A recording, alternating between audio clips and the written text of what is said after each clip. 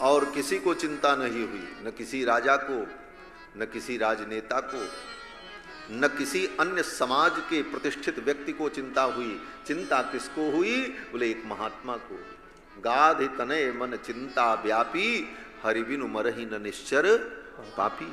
और विश्वामित्र जी ने ये आंदोलन प्रारंभ किया, अपना यज्ञ छोड़कर, अपना काम छोड़कर के अयोध्या आए और राम जी को लेकर के जब गए तब उनका संहार हुआ। यही संतों का जीवन है। समाज की समस्या, धर्म की, राष्ट्र की कैसे दूर हो, इसके लिए संतों का प्रयत्न। नारद जी महाराज बड़े दुखी हुए। नारद जी दशा देखकर दुखी होकर घूमते घूमते वृंदावन पहुंचे। वृंदावन पहुंचे तो नारद जी ने क्या देखा?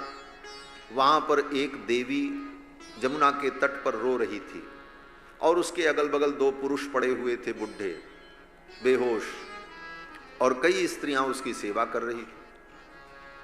नारद जी ने सोचा कोई होगी, ये तो वृंदावन है, इतने लोग आते जाते रहते हैं। नारद जी ने ध्यान नहीं दिया, लेकिन उस स्त्री ने नारद जी को जब देखा तो उस स्त्री ने कहा कि भो भो साधो क्षणम तिष्ठ। हे साधु, हे संत महाराज, क्षणम तिष्ठ, थोड़ी देर के लिए रुक जाओ, मेरी बात सुन लो। नारद जी रुक गए। नारद जी ने कहा बताओ। उस देवी ने कहा कि दर्शनम तव लोकस्य सर्वथा गहरम परम। आप जैसे संत का दर्शन प्राणियों के पाप का नाश करने वाला है, और पाप के नाश होने पर अपने आप दुख का नाश हो जाता है, क्योंकि दुख पाप के कारण होता है। पाप नहीं तो फिर दुख भी नहीं। तो पाप का नाश हो जाए तो दुख का नाश हो जाए। हे मुनिवर, आप जैसे संतों का दर्शन करने पर पाप नष्ट हो जाता है। दर्शनम तव लोकस्य सर्वथा गहरम परम। मैं बहुत दुखी हूं, मेरे दुख को आप दूर करो। नारद जी ने पूछा देवी आप कौन हो, पहले अपना परिचय बताओ। इलाज करने के पहले मरीज का परिचय तो जानना पड़ता है। डॉक्टर भी कहते नाम क्या है, आयु क्या है, सब पर्चा में पहले लिखा जाएगा, तब इलाज शुरू हो। नारद जी ने भी कहा भाई आपका परिचय क्या है, आप कौन हो? तो उस देवी ने कहा कि अहम भक्तिरिति ख्याता इमौ में तनयौ मतौ ज्ञान वैराग्य नामानौ काल योगे न जर्जरौ। हे मुनिवर, मेरा नाम भक्ति है, मेरा नाम भक्ति है। और ये दो बूढ़े जो मेरे अगल बगल पड़े हुए हैं बेहोश, ये मेरे बेटे हैं। एक का नाम ज्ञान है और एक का नाम वैराग्य है। इन सब बातों को याद रखना, तभी कथा में बातें समझ में आएंगी, नहीं तो सब ऊपर से उड़ जाएगा इसे। हाँ समझ लेना। भक्ति के दो पुत्र हैं, एक का नाम ज्ञान और एक का नाम वैराग्य। भक्ति महारानी रो रही हैं। कहां पर? बोले वृंदावन में। और उनके दोनों पुत्र बूढ़े बेहोश पड़े हैं, ज्ञान और वैराग्य दोनों। नारद जी ने पूछा ये तुम्हारे अगल बगल जो स्त्रियां खड़ी हैं, जो आपकी सेवा कर रही हैं, ये कौन है? तो भक्ति महारानी ने, उस देवी ने कहा कि ये भारत की पवित्र नदियां हैं, गंगा, जमुना, सरस्वती, कावेरी, कृष्ण, बेणा, तापी, गोदावरी, तुंगभद्रा, कृतमाला, पयस्वनी, महानदी, ये भारत की पवित्र नदियां देवी के रूप में मेरी सेवा कर रही हैं। ये भक्ति महारानी का स्वरूप है। भक्ति महारानी और सारी नदियां देवी के रूप में उनकी सेवा कर रही, कोई पंखा कर रही है, कोई चंवर डुला रही है, और उसके पुत्र ज्ञान वैराग्य जो हैं वो बूढ़े हैं और दोनों बेहोश पड़े हैं। और वृंदावन की ये घटना है। नारद जी वहां उपस्थित हैं। नारद जी को बड़ा कुतूहल हुआ। भक्ति को बड़े बड़े ऋषि मुनि महात्मा ढूंढते हैं, भक्ति हमें मिल जाए, हमारे जीवन में भक्ति आ जाए। और यहां तो भक्ति वृंदावन में मूर्तिमान होकर साकार रूप में भक्ति यहां दर्शन दे रही है वृंदावन में। ये तो बड़ी पावन भूमि है। लेकिन वृंदावन में जो भक्ति साकार रूप में दिखाई पड़ रही थी, वो भक्ति रो रही थी, दुखी थी। क्यों? बोले उसके पुत्र ज्ञान वैराग्य जो थे वो बूढ़े हो गए थे और बेहोश पड़े थे, किसी काम लायक नहीं थे। यही भक्ति का दुख है। भक्ति कहती है मेरे ये दोनों पुत्र बीमार पड़े हैं इसलिए मैं दुखी हूं। आप सोचो, जिस माँ के बेटे बूढ़े हो जाएं उसकी आंखों के सामने ही, और निकम्मे हो जाएं, किसी काम लायक न रहें, और बेहोश पड़े रहें, मरणासन्न हो जाएं, उस माँ को सुख कहां होगा? वो माँ तो रोएगी। यही स्थिति हमारे आपके जीवन में है। हमारे आपके जीवन में भक्ति तो दिखती है, लेकिन भक्ति के पुत्र ज्ञान वैराग्य जो है वो बेकार पड़े। न ज्ञान है न वैराग्य है। ज्ञान भी बूढ़ा हो गया, किसी काम लायक नहीं, और वैराग्य भी बूढ़ा हो गया, इसलिए भक्ति रो रही, भक्ति दुखी है। आज भक्ति करने के बाद भी हम लोग दुखी हैं। क्यों? क्योंकि ज्ञान को ठीक करने का हम प्रयास नहीं कर पा रहे हैं और वैराग्य को ठीक करने का प्रयास नहीं कर पा रहे। जब तक ज्ञान वैराग्य ठीक नहीं होगा तब तक भक्ति प्रसन्न नहीं होगी, क्योंकि ये भक्ति के पुत्र हैं। हम भक्ति तो कर लेते हैं लेकिन ज्ञान को दृढ़ नहीं करते, वैराग्य को दृढ़ नहीं करते। न ज्ञान होता है न वैराग्य होता है, बस खाली घंटी बजाते रहो, अगरबत्ती दिखाते रहो, भक्ति हो रही है। बोले इस भक्ति से काम चलने वाला नहीं है। जब तक उसके पुत्र ज्ञान वैराग्य ठीक नहीं होंगे तब तक ये भक्ति तुमको सुख नहीं देगी, ये रुलाती रहेगी। आज भक्ति करोगे, कल छोटा सा नुकसान हो गया तो सिर पकड़ करके रोओगे और भगवान को ही खरी खोटी सुनाओगे, भगवान मैंने तो इतना आपके लिए किया था, आपने हमारे लिए ये कर दिया। यही अज्ञान है। इस अज्ञान से निकल नहीं पा रहे हैं।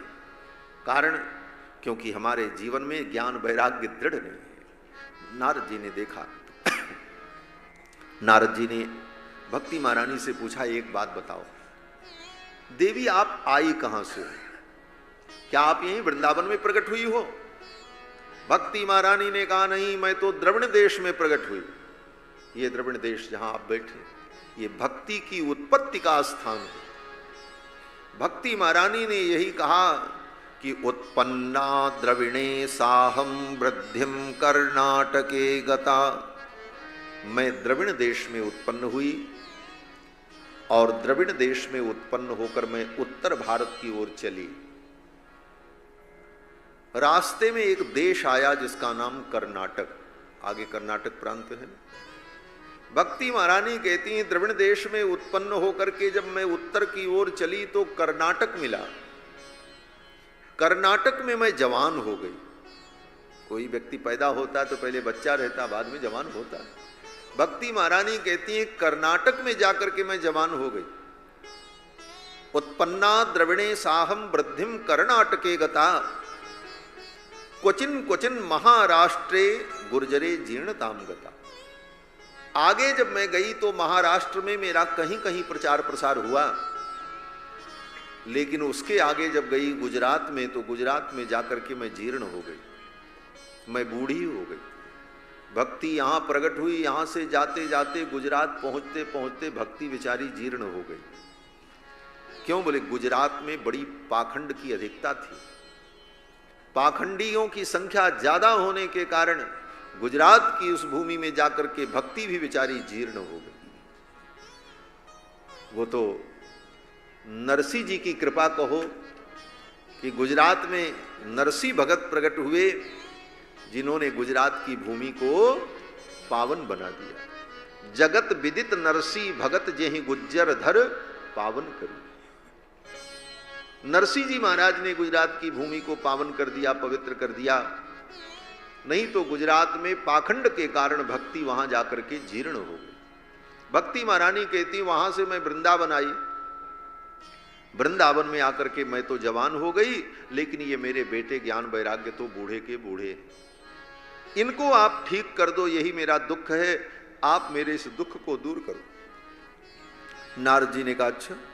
नारद जी ने सोचा ज्ञान वैराग्य तो शास्त्र पढ़ने से होता है, शास्त्र पढ़ो, ज्ञान की बातें सुनो तो ज्ञान हो जाएगा।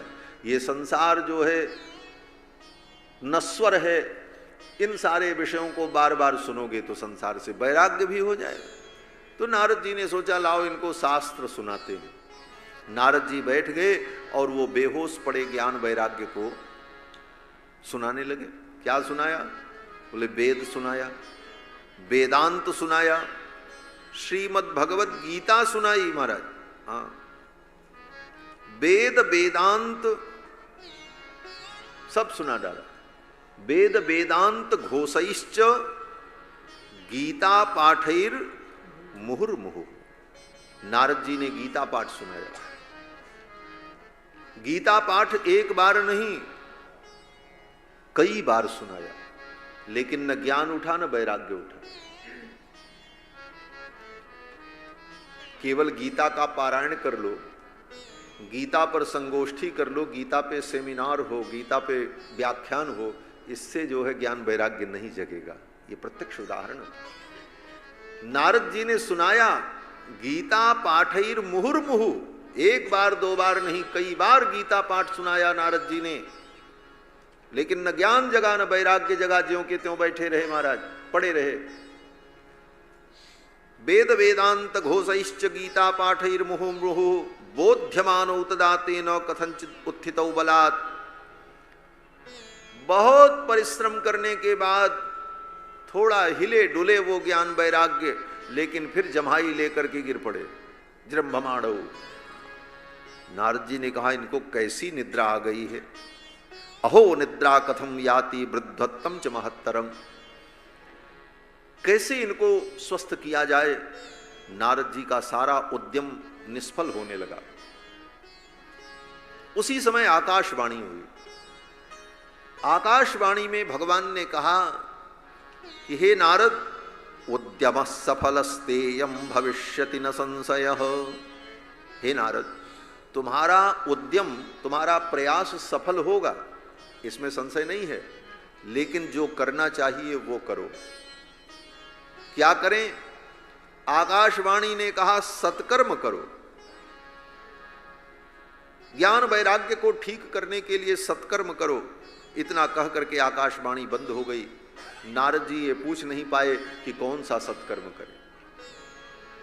नारद जी ने कहा, आकाशवाणी ने कहा है सत्कर्म करो, सत्कर्म करने पर ये ज्ञान वैराग्य ठीक हो जाएंगे।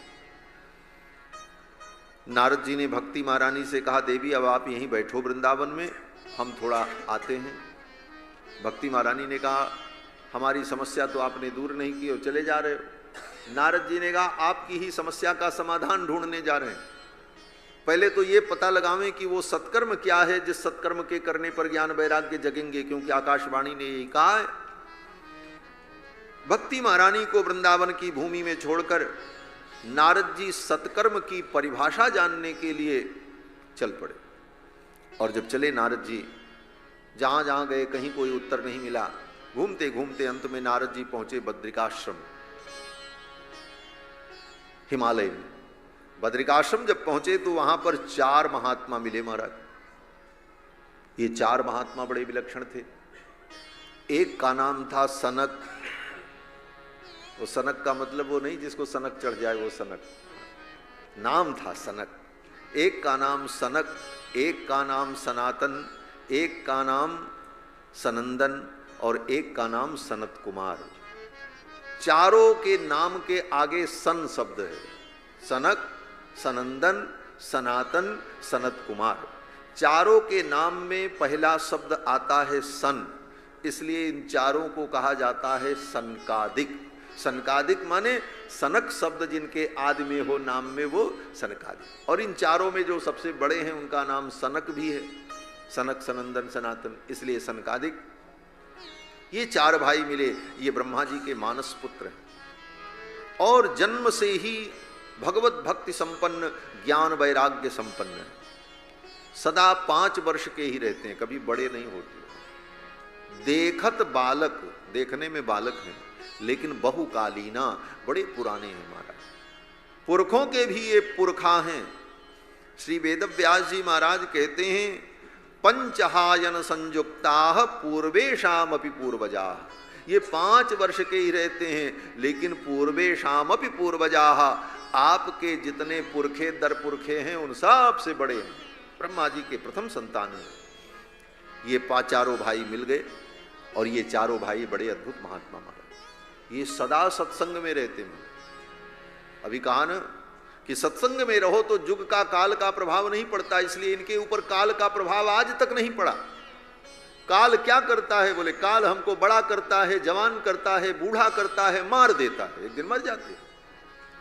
लेकिन ये इतने सत्संगी 4 भाई कि आज तक इनके ऊपर काल का प्रभाव नहीं पड़ा। ये 5 वर्ष के जैसे थे वैसे आज भी हैं, कोई परिवर्तन उनके जीवन में। देखत बालक बहुकालीना, ब्रह्मानंद सदा लय लीना, सदा ब्रह्मानंद में लीन रहने वाले ये सनकादिक चारों भाई जहां रहते हैं वहीं सत्संग करते। इनको न मठ बनाने की जरूरत पड़ी न आश्रम बनाने की जरूरत पड़ी। ऐसे वैराग्य संपन्न महात्मा कहते हैं मठ बना लें, कुटिया बना लें तो भजन करें। बोले ये सब भ्रम है। कितनी भी कुटिया बना लो, कितने आश्रम बना लो, न आश्रम से भजन होता है न कुटिया से भजन होता है। भजन तो सच्ची निष्ठा से होता है। वो निष्ठा उत्पन्न हो जाए तो कहीं भी भजन होगा।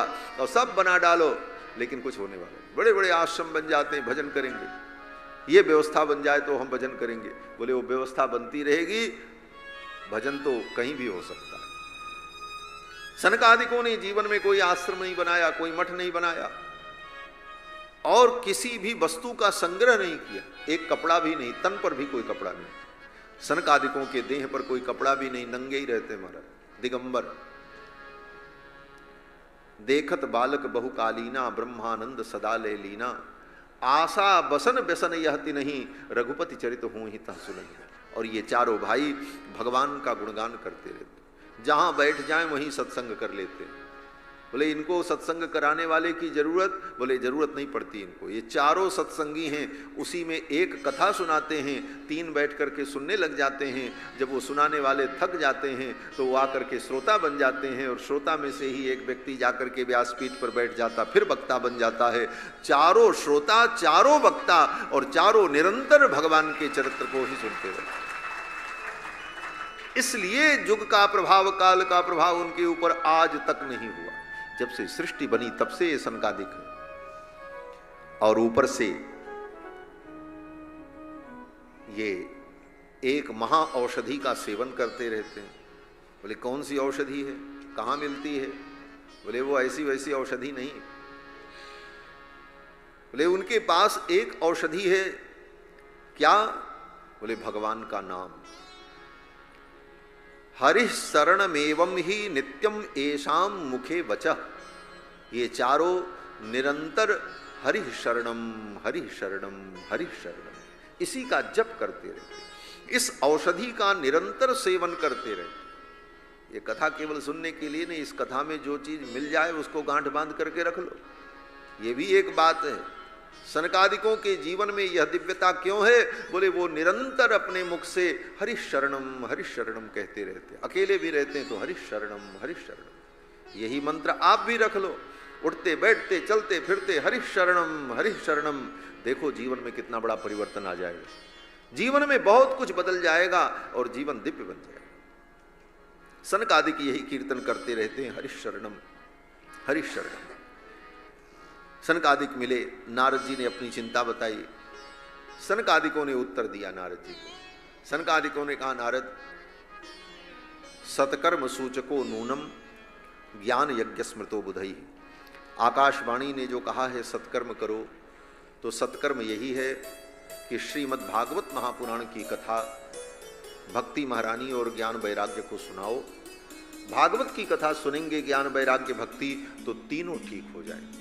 भक्ति भी जवान हो जाएगी और ज्ञान वैराग्य भी उठ करके बैठ जाएगी। नारद जी ने कहा भागवत की कथा, हमने तो वेद सुना दिया, हमने उपनिषद सुना दिया, हमने गीता भी सुना दी, कुछ नहीं हुआ, तो अब भागवत सुनने से कैसे होगा? सनकादिकों ने कहा नारद, जो ज्ञान वेद में है, जो ज्ञान उपनिषद में है, वेदांत में है, वही ज्ञान भागवत में है। लेकिन उपनिषद और वेद सुनाने से वो काम नहीं होगा जो काम भागवत सुनाने से होगा। बोले जब चीज वही है तो फिर उससे क्यों नहीं हुआ? तो सनकादिकों ने कहा देखो, जैसे उससे न चाय बनेगी, न हलवा बनेगा, न सीरा बनेगा, न खीर बनेगी। बोले तब? बोले गन्ने से उस चीनी को पहले निकालना पड़ेगा, उसको पेर करके उसका रस निकाल करके पका करके घोंट करके जब शक्कर तैयार हो जाएगी तो शक्कर जिस चीज में डाल दोगे वो वस्तु मीठी हो जाएगी। पानी में डालो तो पानी मीठा, दूध में डाल दो दूध मीठा, आटा में डालो, चावल में डालो, खीर में डालो, जिस चीज में डाल दोगे वह वस्तु मीठी हो जाएगी और मधुर बन जाएगी। लेकिन जब तक वो गन्ने में थी तब तक वो चीनी काम लायक नहीं हो पाई थी। गन्ने में, गन्ने से ही पैदा होती, लेकिन गन्ने में रहेगी तब तक वो उसकी मिठास उसी को मिलेगी। कैसे?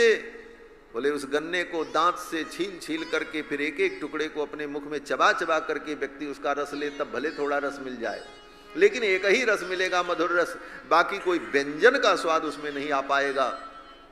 लेकिन वही शर्करा, वही चीनी निकाल करके पका करके तैयार करके शक्कर बना दी गई। अब वो शक्कर आप कहीं भी डालो, कोई भी वस्तु में डालो, वो वस्तु मीठी हो जाएगी, मधुर हो जाएगी। वेद में जो ज्ञान है, स्मृतियों में जो ज्ञान है, वेदांत में जो ज्ञान है, उसी ज्ञान की शक्कर को निकाल कर वेद व्यास जी ने ये श्रीमद् भागवत बना दी।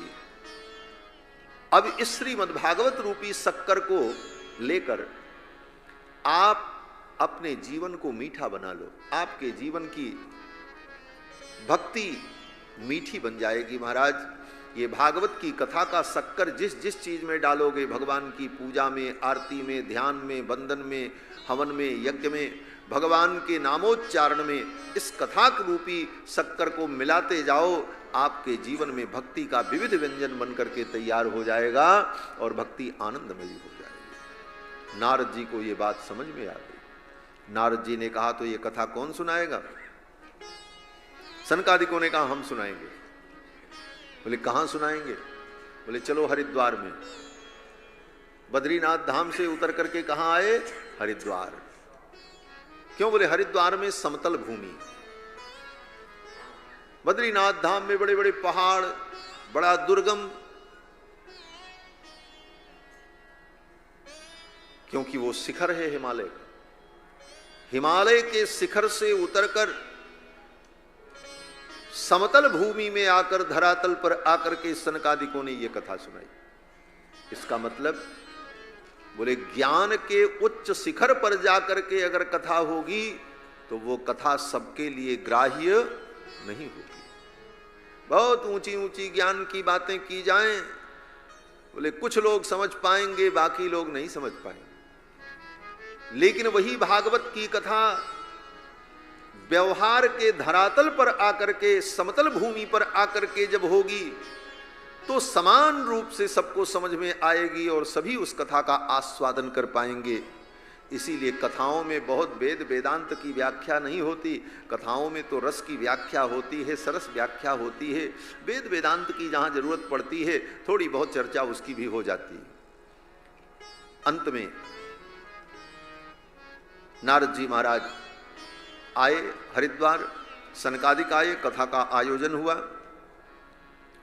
नारद जी ने कहा जिसको कथा सुननी है उसको तो हम वृंदावन में छोड़ के चले आए, भक्ति ज्ञान वैराग्य को, और कथा आप सुनाओगे हरिद्वार में?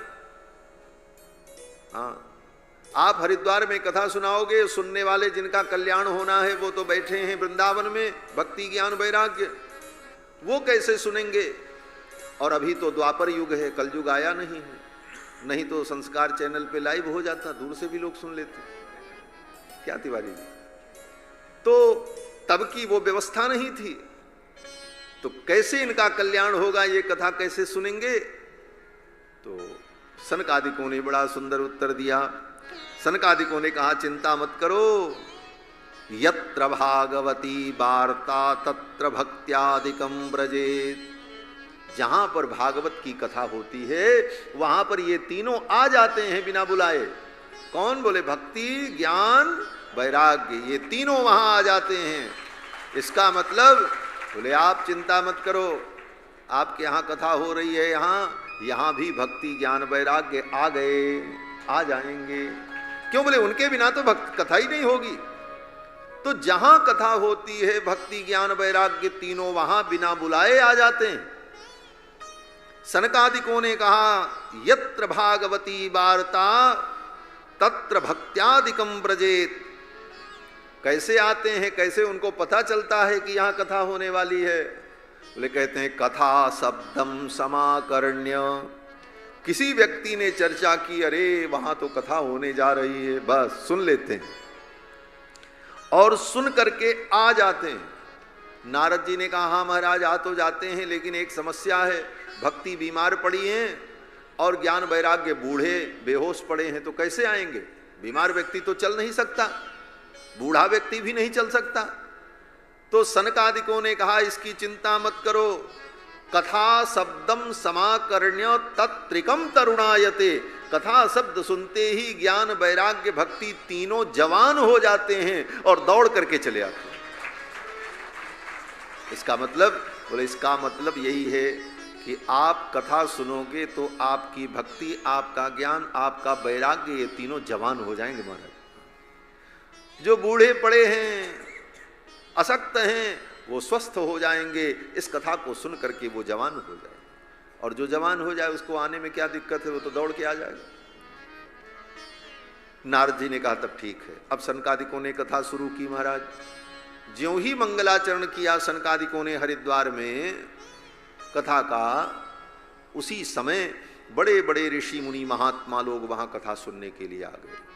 गंगा तटम समाजग्मुः कथापानाय सत्वराः, यदा यातास्तटं ते तु तदा कोलाहलोप्यभूत। गंगा के तट पर कथा करने के लिए सनकादिक जब आए तो चारों तरफ कोलाहल हो गया। कोलाहल माने हल्ला मच गया। क्या हल्ला मचा? बोले भूरलोके देवलोके च ब्रह्मलोके तथैव च। धरती पर, स्वर्ग में, ब्रह्मा जी के लोक तक एडवर्टाइजमेंट हो गया, प्रचार हो गया। यहाँ तो आप अगल बगल बैनर लगाओगे, 2 4 10 20 माइक से अनाउंसमेंट कराओगे। नारद जी जब कथा का आयोजन किया, नारद जी ने सनकादिक कथा सुनाने आए, तो उस कथा का प्रचार प्रसार कहाँ तक था? वेद व्यास जी कहते हैं भूरलोके, धरती पर, और देवलोके, देवलोक में, ब्रह्मलोके तथैव च, ब्रह्मा के लोक पर्यंत चारों तरफ चर्चा हो गई। और ये हरिद्वार में गंगा के तट पर कथा गंगा प्रवाहित होने जा रही है। कौन सुनाएगा? बोले सनकादिक सुनाएंगे। आयोजक कौन है? बोले नारद जी। और किसके कल्याण के लिए? बोले भक्ति ज्ञान वैराग्य के कल्याण के लिए। ये तो सुनकर बड़े बड़े ऋषि मुनि महात्मा गंगा के तट पर आ गए। ब्रह्मा आए, भगवान शिव आए, सब आ गए महाराज कथा सुनने। किसी को निमंत्रण देकर के नहीं बुलाया गया। कथा में निमंत्रण नहीं होता, कथा में आमंत्रण होता है। निमंत्रण आमंत्रण में अंतर होता है। शब्द एक जैसा लगता है, व्यवहार में भी लोग प्रयोग कर लेते हैं। शब्दों का अलग अलग सामर्थ्य होता है। शब्दों के अर्थ की एक निश्चित सीमा भी होती है। उस सीमा के अनुसार ही उन अर्थों का प्रयोग होता है। कुछ भी कहीं लिख दो तो उससे थोड़ी काम चलता है। होती है श्रीमद् भागवत की कथा और लोग लिख क्या देते हैं? बोले श्रीमद् भागवत गीता की कथा। अब श्रीमद् भागवत गीता और भगवत गीता और भागवत में क्या अंतर है, यही नहीं पता। कुछ भी शब्द का प्रयोग कहीं कर दिया जाए, ये ठीक नहीं होता। अभी तो मैं एक जगह देखा, वहां लिखा था भागवता कथा। हाँ, लिखा था बैनर पे भागवता कथा। बोले शब्दों पर ध्यान देना चाहिए। शब्द ब्रह्म है। शब्द की एक टांग तोड़ोगे महाराज तो शब्द जो है दुखी हो जाएगा, फिर आपको दुखी कर देगा। ये शब्द ब्रह्म स्वरूप है। शब्दों का अंग भंग होने पर ये शब्द ब्रह्मा के दरबार में रोते हैं महाराज। फिर इनका कोप भाजन बनना पड़ता है। इसलिए शब्द को बहुत संभाल करके प्रयोग करना चाहिए, सोच समझ करके प्रयोग करना चाहिए। शब्द ब्रह्म है। अब तो सर्वत्र जब प्रचार प्रसार हो गया, सब कथा सुनने आए। निमंत्रण नहीं था, आमंत्रण था। निमंत्रण का मतलब निश्चित रूप से, लिखित रूप से आप किसी को व्यक्तिगत रूप से जाकर के बुलाएं तो उसको कहते हैं निमंत्रण। और जहां सामूहिक रूप से कह दिया जाए कि आप सब लोग कथा सुनने के लिए आइए, आकर के आप सभी लोग भगवान की कथा श्रवण करें, इसका नाम है आमंत्रण। आसमंतात, सबके लिए सामूहिक जो आवाहन होता है वो आमंत्रण, और व्यक्तिगत रूप से किसी को कहा गया तो उसका नाम निमंत्रण। तो आमंत्रण था। लोग कहते महाराज आमंत्रण तो है, निमंत्रण नहीं आया, कैसे जाएं? व्यक्तिगत रूप से उन्होंने फोन भी नहीं किया, कार्ड भी नहीं भेजा, कहा भी नहीं, तो कैसे जाएं? बोले भगवान की कथा में निमंत्रण की अपेक्षा नहीं करनी चाहिए। यहां तक मैं कहता हूं अपने तरफ से कि आमंत्रण की भी अपेक्षा नहीं करनी चाहिए। नहीं कोई बुलाया है, फिर भी जाकर के कहीं कोने में बैठकर भगवान की कथा सुन लो, कथा सुनने से कल्याण हो जाएगा। और कथा सुनने आओ तो सम्मान की अपेक्षा लेकर के मत आओ कि हमको आगे वाले सोफा पर ही बैठने को मिले। हम जाएं तो 3 बार आयोजक हमारा नाम पूछें, हमारा परिचय पूछें। बोले ये सब भावनाएं छोड़ करके आओ, भगवान की कथा में आओ तो लघु बन करके आओ, बड़े बन करके मत आओ। क्यों? बोले कथा तुमको लघु बनाना चाहती है। तुम पहले से बड़े बन करके इतने वजनी हो गए कि भगवान तुमको अपनी गोद में उठा नहीं पा रहे। तुम्हारे अहंकार का बोझ, तुम्हारे अज्ञान का बोझ, तुम्हारी बुद्धि के भ्रम का बोझ, तुम्हारे दंभ का बोझ इतना ज्यादा हो गया है कि ठाकुर तुमको अपनी गोद में उठाना तो चाहते हैं लेकिन नहीं उठा पाते। बाप अपने बेटे को गोद में उठाना चाहता, लेकिन बेटा इतना मोटा हो जाए कुंटल भर का तो कहां उठा पाएगा बाप। बेटा तो छोटा हो, हल्का हो तो पिता अपनी गोद में उठा लेता। हमारे जीवन में जो ये पाप का भार है, अज्ञान का भार है, ये भार दूर हो जाए, हम छोटे हो जाएं, लघु हो जाएं, हल्के हो जाएं, तो भगवान अपनी गोद में उठा। लघुता ते प्रभुता मिले, प्रभुता ते प्रभु दूर। वह लघुता हमारे जीवन में आई, और कथा में आकर के भी वो लघुता नहीं आई, अहंकार दंभ बना रहा। बोले तो कथा सुनने का कोई फल नहीं। कथा में आओ तो दीनहीन बन करके आओ, छोटे बन करके आओ। कोई ऐसा आचरण मत करो कथा में आकर के लोगों का ध्यान तुम्हारी ओर जाए। शांति से कहीं बैठ जाओ, तब कथा का आनंद होता है। हनुमान जी से सीखो। हनुमान जी कथा सुनने के लिए कहां बैठते थे? वो तो भगवान के सामने भी सबसे पीछे बैठते थे। आज व्यक्ति सोचता सबसे आगे हम ही बैठे हैं, जिससे लोग जाने कि ये बहुत वीआईपी है। वीआईपी नहीं, वीवीआईपी। और हनुमान जी बोले, हनुमान जी महाराज भगवान रघुनंदन के सामने सभी बानर बैठते थे, तो हनुमान जी कहां बैठते थे? बोले साहब से पीछे बैठते। सब प्रणाम करते थे भगवान को, हनुमान जी भी प्रणाम करते थे, लेकिन आगे आकर के प्रणाम नहीं करते थे, वहीं से पीछे से ही प्रणाम कर लेते। भगवान को प्रणाम भी करना है तो जहां से आप प्रणाम करोगे भगवान वहीं से आपके प्रणाम को स्वीकार कर ले। कोई जरूरी नहीं है कि सबको धक्का दे करके आगे आकर के जब आप प्रणाम करो तभी भगवान जानेंगे। भगवान तो तुम्हारे बिना जनाए जान रहे हैं। तुम अपने घर से निकले वहां आने के लिए, तब से तुम क्या कर रहे हो सब भगवान जान रहे हो।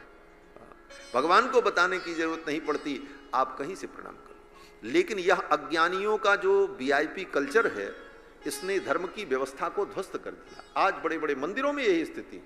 वीआईपी लोग पैसा दे करके सीधे लाइन से जाकर भगवान के आगे बैठ करके हमने दिव्य 2 घंटे दर्शन किए। बोले भगवान तुम्हारे दर्शन से प्रसन्न नहीं हुए। तुम पैसे के बल पर आकर के दर्शन किए, लेकिन जो परिश्रम करके वहां तक जाकर के भाव से जाकर के दर्शन करता है, उसके दर्शन का मूल्य बहुत बड़ा होता है। ये बात जान लेना। सारे तीर्थों में वीआईपी कल्चर ने धर्म की मर्यादा का नाश कर दिया। मंदिरों का बेचारे सीधे साधे जो भक्त आए उनको धक्का दे करके, भगा करके, हटा करके, और हम वीआईपी बन करके जा करके जब दर्शन करते हैं तो लगता हम बड़े अच्छे, हमको वीआईपी ट्रीटमेंट मिला। तो इस चक्कर में मत रहो। ये भक्ति का अंग नहीं है, ये दंभ है। इससे तुम्हारा अहंकार और बढ़ेगा। जिस अहंकार को मिटाने के लिए मंदिर में जाया जाता है वो अहंकार मिटेगा नहीं, अपितु और बढ़ेगा।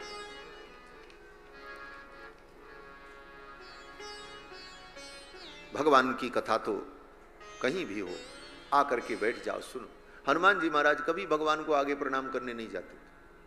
क्यों? बोले आगे जाएंगे तो इन बंदर भालुओं को धकेल करके रास्ता बनाना पड़ेगा, क्योंकि 1-2 बंदर भालू तो थे नहीं।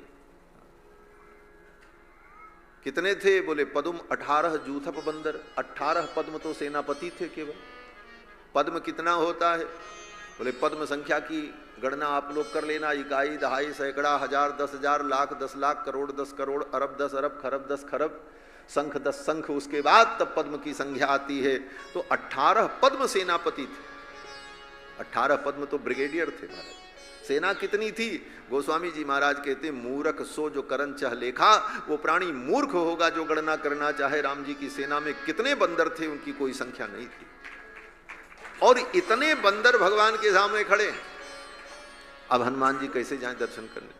तो हनुमान जी वहीं पीछे से प्रणाम कर लेते थे, जहां रहते थे वहीं से पीछे से भगवान को प्रणाम किया, मत्था झुका लिया और भगवान ने देख लिया। पाछे पवन तनय सिरुनावा,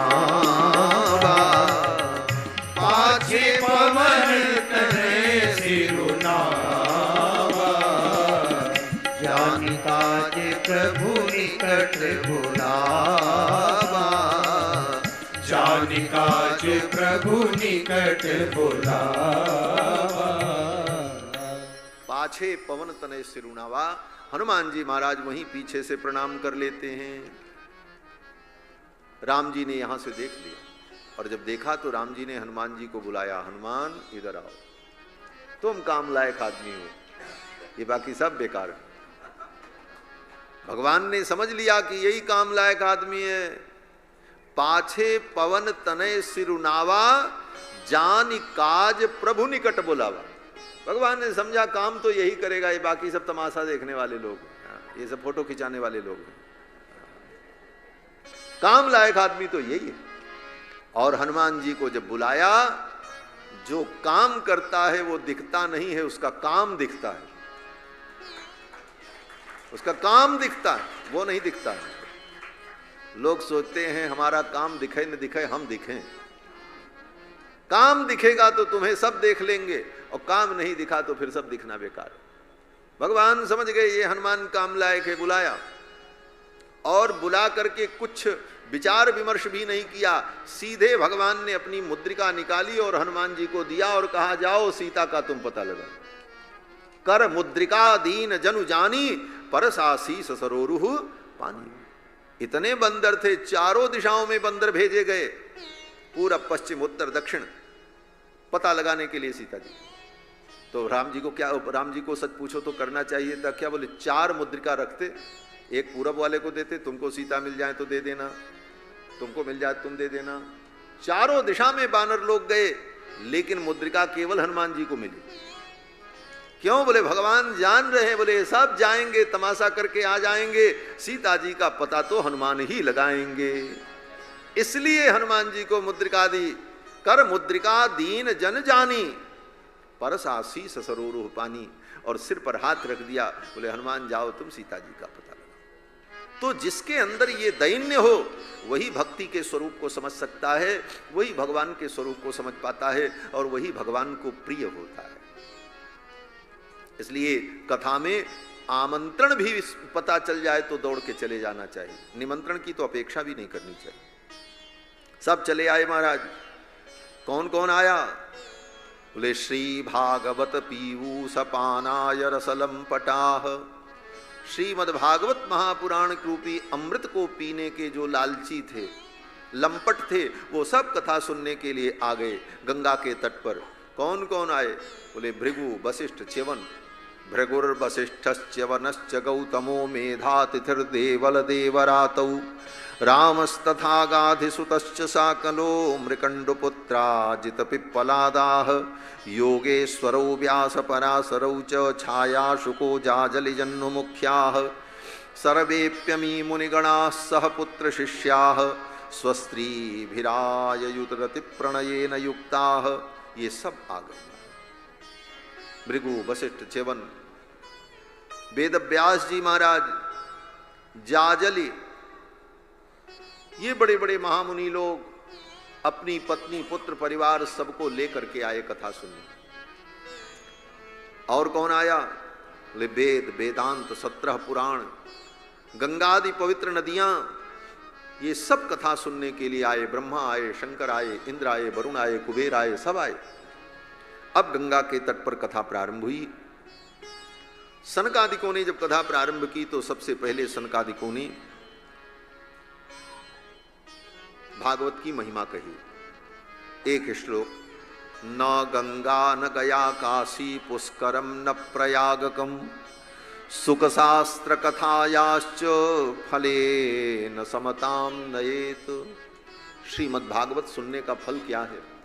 बोले श्रीमद् भागवत सुनने का जो फल है उसकी बराबरी न गंगा से हो सकती है, न गंगा न गया काशी, गया काशी पुष्करम न प्रयागकम, पुष्कर प्रयाग भी श्रीमद् भागवत के कथा की समता को प्राप्त नहीं कर सकते। ये श्रीमद् भागवत कथा जीव को परम पवित्र कर देती। अगर व्यक्ति ने इस कथा को अपने मानव जीवन में नहीं सुना, थोड़ी इसकी भी चर्चा कर लेते हैं। सुनने का मतलब जजमान बन करके आयोजन करके ही सुनना नहीं है। ये तो शक्ति सामर्थ्य के ऊपर निर्भर करता है। जिसको भगवान ने शक्ति सामर्थ्य दिया वो सब आयोजन करके, विशेष तैयारी करके, इतनी बड़ी व्यवस्था करके सुने।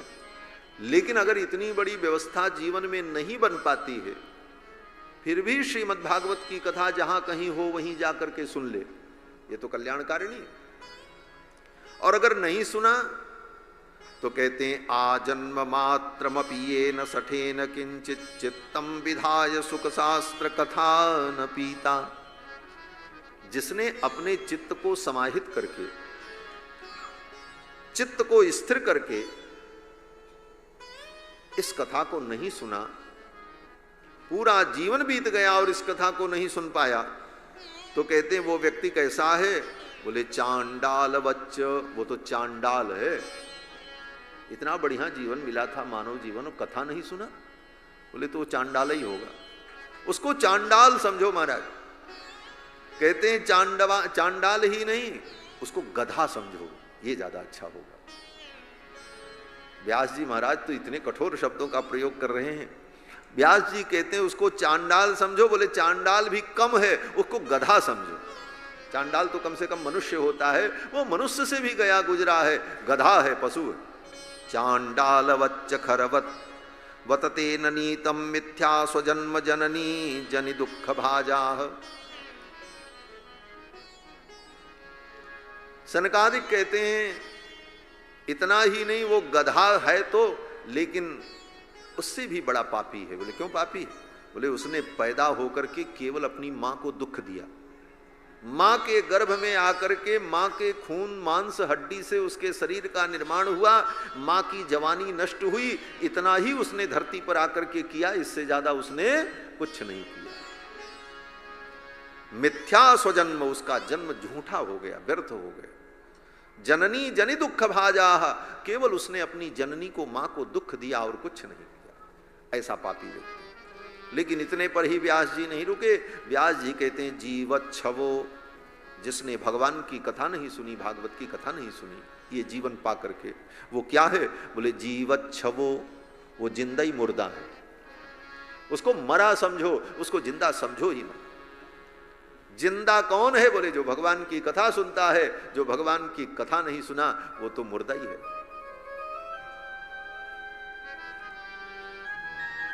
और भगवान की कथा में आकर के जो बैठा, कथा श्रवण किया, वही सच्चा जीवन जी रहा है। नारद जी वो सनकादिक कहते हैं कि जीवच्छवो निगदित सतु पाप कर्मा ये न श्रुतम सुख कथा वचनम न किंचित धिक्तम नरम पशु समम भुविभार रूपम एवं बदंती दिव्यदेव समाज मुख्याः।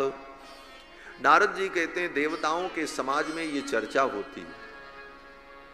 देवताओं के समाज में चर्चा होती? बोले हाँ, जब स्वर्ग में देवता लोग बैठते हैं तो वो चर्चा कहाँ की करते हैं? बोले धरती की करते हैं। क्यों? बोले उनके यहाँ कोई चर्चा का विषय नहीं होता है। कारण? बोले वो देवता हैं, पुण्य के प्रभाव से उनको सब कुछ प्राप्त है, न उनको खेती करना है, न किसानी करना है, न व्यापार करना है, न कोई काम होता है, जो इच्छा होती है सब पूरी हो जाती है। तो क्या करते हैं? बोले देवता लोग बैठ करके धरती की चर्चा करते हैं। पृथ्वी पे क्या हो रहा है, कौन क्या कर रहा है, कैसे कर रहा है, क्या अच्छा है, क्या बुरा है, ये देवताओं के समाज में चर्चा का विषय बनता है। तो देवताओं के समाज में यह भी एक चर्चा का विषय बनता है कि देवता लोग आपस में कहते हैं देखो इस प्राणी को धरती पर जन्म मिला, ऊपर से कहां पर? बोले भारतवर्ष में जन्म मिला। और भारत जैसे पवित्र देश में जन्म लेकर के भी इसने भगवान की कथा नहीं सुनी, भगवान की कथा में अपने चित्त को, मन को नहीं लगाया। अरे धिक्कार है ऐसे पशु को, ये तो पृथ्वी का भार है, ये पृथ्वी पर भार रूप पड़ा हुआ है। ये कह करके देवता लोग चर्चा करते। बोले महाराज इस कथा की इतनी बड़ी महिमा है तो इस कथा को कब सुने? किस दिन सुने, किस महीने में सुने? सनकादिक कहते हैं रोज सुनो। दिनानाम नियमो नास्ति, दिन का कोई नियम नहीं है, जिस दिन चाहो उसी दिन सुनो। बाकी सब कार्य के लिए मुहूर्त होता है, भगवान की कथा के लिए कोई मुहूर्त नहीं होता। जब आपकी सुविधा बन जाए और जिस महीने में सुविधा बन जाए, जिस दिन से बन जाए, उसी दिन से कथा सुनो। क्यों?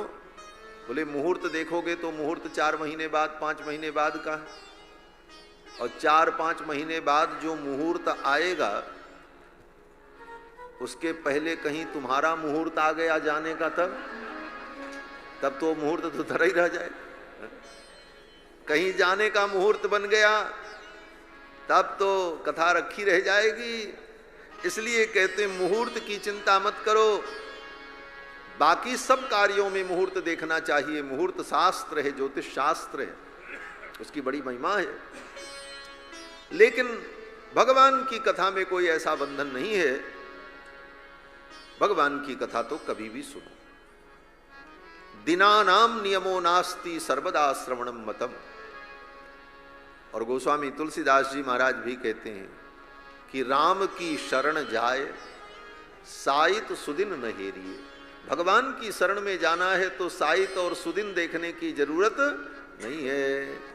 पंडित लोग, ब्राह्मण लोग रोज मंत्र पढ़ते हैं, तदेव लग्नम सुदिनम तदेव ताराबलम चंद्रबलम तदेव विद्याबलम दैवबलम तदेव लक्ष्मी पते तेंघ्रियुगम स्मरामि। इसका अर्थ क्या है? जब आप घर में पूजा करते हो, पंडित जी आते हैं, जब स्वस्ति वाचन करते हैं तो स्वस्ति वाचन में ये भी बोलते होंगे, निश्चित रूप से बोलते हैं सारे श्लोक जो पाठ करते। तो इस श्लोक का यही अर्थ है, तदेव लग्नम, वही सुंदर लग्न है, सुदिनम तदेव, वही सुंदर दिन है, तदेव लग्नम सुदिनम तदेव तारा बलम चंद्र बलम तदेव। नक्षत्र बल, चंद्र बल क्या है? बोले वही है। बोले क्या? बोले लक्ष्मी पते तेंघ्र युगम स्मरामी। जिस क्षण आप भगवान का स्मरण करते हैं, भगवान का ध्यान करते हैं, वही सबसे बढ़िया मुहूर्त है, वही सबसे बढ़िया दिन है, वही सबसे अच्छा काल है।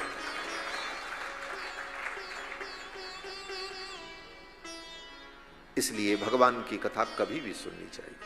अब कथा प्रारंभ हुई हरिद्वार में, सनकादिक सुनाने लगे और कथा में सब लोग मगन हो गए। तब तक एक घटना घटित हुई। बोले क्या घटना हुई? बोले भक्ति महारानी अपने पुत्र ज्ञान वैराग्य को लेकर के उस कथा में आ गई। भक्ति सुतौ तौ तरुणौ गृहीत्वा, भक्ति के पुत्र ज्ञान वैराग्य जवान हो गए और अपने दोनों पुत्रों को लेकर के भक्ति महारानी कथा में आ गई।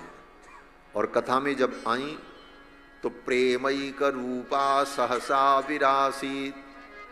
भक्ति प्रेम रूपा है। भक्ति किसे कहते हैं? बोले दूसरे शब्दों में कहो तो प्रेम।